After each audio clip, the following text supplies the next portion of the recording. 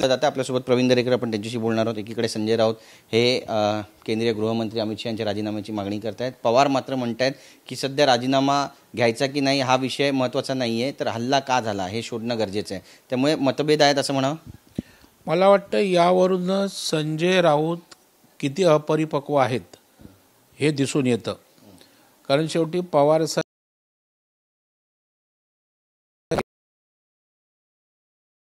स्थितीमध्ये कसं वागावं, काय बोलावं याचं निश्चितच त्यांना कल्पना आहे, परंतु त्याचं भान संजय राऊतला दिसत नाही।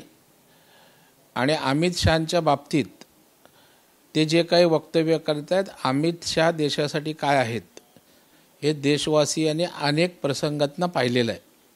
म्हणजे धारा 370 कलम रद्द करण्यापासून देशातला नक्षलवाद संपवण्यापर्यंत ज्या धाडसानं आणि ताकदीनं अमित शहा त्या ठिकाणी काम करत आहेत हे देशवासियांना माहीत आहे।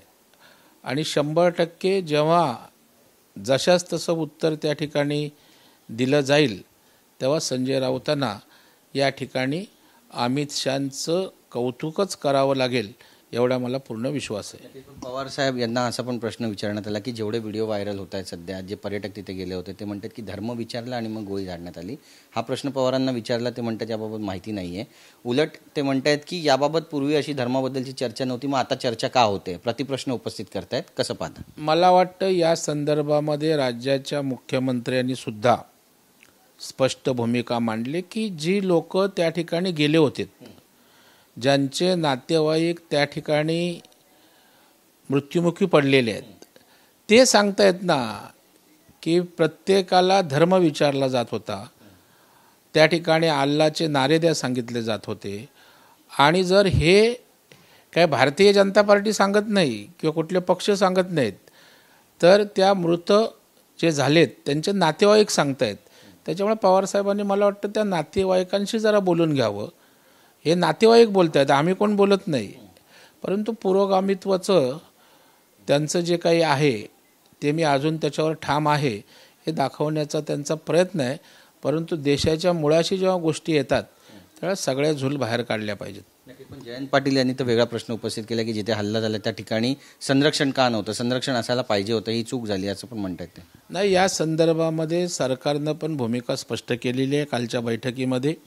आणि जर या कामी काही दुर्लक्ष झालं असेल, कमी असेल, तर त्यावर सरकार लक्ष घालून योग्य ती कारवाई त्या ठिकाणी निश्चितच करतील, त्याची चौकशी करतील, माहिती घेतील। नक्कीच। पण ज्या पद्धतीनं शिवसेनेची भूमिका राहिलेली आहे, उद्धव बाळासाहेब ठाकरे यांची भूमिका, फडणवीस आता म्हणत आहेत की बांगलादेशवर ज्यावेळी हल्ला झाला होता त्यावेळी अटलजींनी इंदिराजींना साथ दिली होती, तसं यावेळी होताना दिसत नाही आहे। मला वाटतं जेव्हा देशावर अशा प्रकारचा घाला होतो किंवा आक्रमण होतं त्यावेळेला पक्षीय अभिनिवेश बाजूला ठेवून त्या ठिकाणी सगळ्यांनी वागायचं असतं, बोलायचं असतं। परंतु ज्यांना 24 तास राजकारणच त्यांच्या नसानसात भिनलंय, संजय राऊतांसारख्या प्रवृत्ती आहेत, त्यांना या ठिकाणी अशा विपरीत परिस्थितीत सुद्धा जेव्हा देशावर हल्ला होतोय, देश संकटात आहे, त्यावेळेला अशा प्रकारची वक्तव्य करणं हे मूर्खपणाचं आहे। कारण या देशाला इतिहास आहे, कुठलेही पक्ष सत्तेत असो आणि कोणी विरोधात असो, जेव्हा देशावर हल्ला होतो तेव्हा सगळे लोक एकत्रितपणे त्या ठिकाणी देशाच्या मागे उभे राहतात। मला वाटतं संजय राऊत हे त्या ठिकाणी अशा परिस्थितीतसुद्धा आपल्या अकलेचे तारे छेडताना दिसत आहेत। नक्कीच। भारत पाक यांच्या दोघांच्या संबंधांमध्ये सध्या तणाव आहे आणि काही कधी होऊ शकतं अशी पण चर्चा रंगते। भारत उत्तर कधी देणार आहे असा सवाल सध्या जनतेच्या मनामध्ये आहे, काय म्हणाल? उत्तर हे काही सांगून दिलं जात नाही। आणि आपण बघाल मोदी साहेबांच्या नेतृत्वाखाली जेव्हा जेव्हा आपल्याकडे त्या ठिकाणी एक बोट दाखवले त्यांनी, तेव्हा त्यांची 4 बोटं छाटण्याचं काम अगदी तळघर उद्ध्वस्त करण्यापर्यंत आपला देश गेलेला आहे।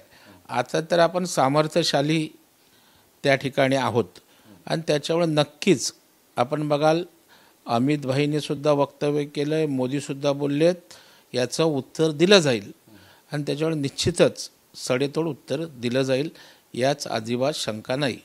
आमच्या बाजूला छत्रपती शिवाजी महाराजांचा पुतळा आहे, हा फनल झोनमध्ये येतो असं DGCA म्हणत आहे आणि याला काढण्याचे बाबतही त्याबाबत सूचना देण्यात आलेल्या आहे. कसं पाहता याकडे, याबाबत भाजपची नेमकी भूमिका काय असेल? छत्रपतींच्या बाबतीत भाजपची दुसरी भूमिका असायचं काही कारणच नाही आहे. छत्रपती हा भाजपचा नाही तर सर्व देशवासियांचा श्रद्धेचं स्थान आहे.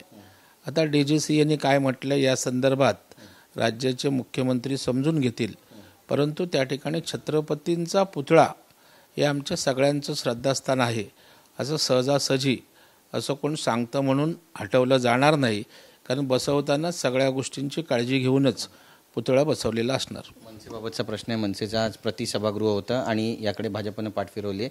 राज ठाकरे आणि उद्धव ठाकरे यांच्या युती होणार की नाही याबाबत बऱ्याच चर्चा रंगत आहेत, बरेच कयास लगावले जात आहेत आणि त्या पार्श्वभूमीवर सध्या भाजपनं फारकत घेतली असं म्हणावं का, अशी चर्चा सुरू झाली आहे. मला वाटतं मनसे काय भरवतं आणि त्याला आम्ही दाद दिली पाहिजे असं काय कारण नाही. आणि आज देश एका वेगळ्या संकटात आहे, एक वेगळा प्रसंग झाला आहे. अशा वेळेला असे इव्हेंट करणं, सभागृह भरवणं मला वाटतं ही योग्य वेळ नाही आहे आणि करायचंच आहे तर इश्यू बेस लढाई करा ना आपण.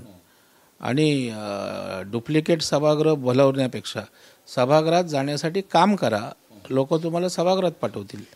आमच्याशी बातचीत केल्याबद्दल कॅमेरा पर्सन अमित शिगवणचा गिरीश गायकवाड, TV9 मराठी, मुंबई.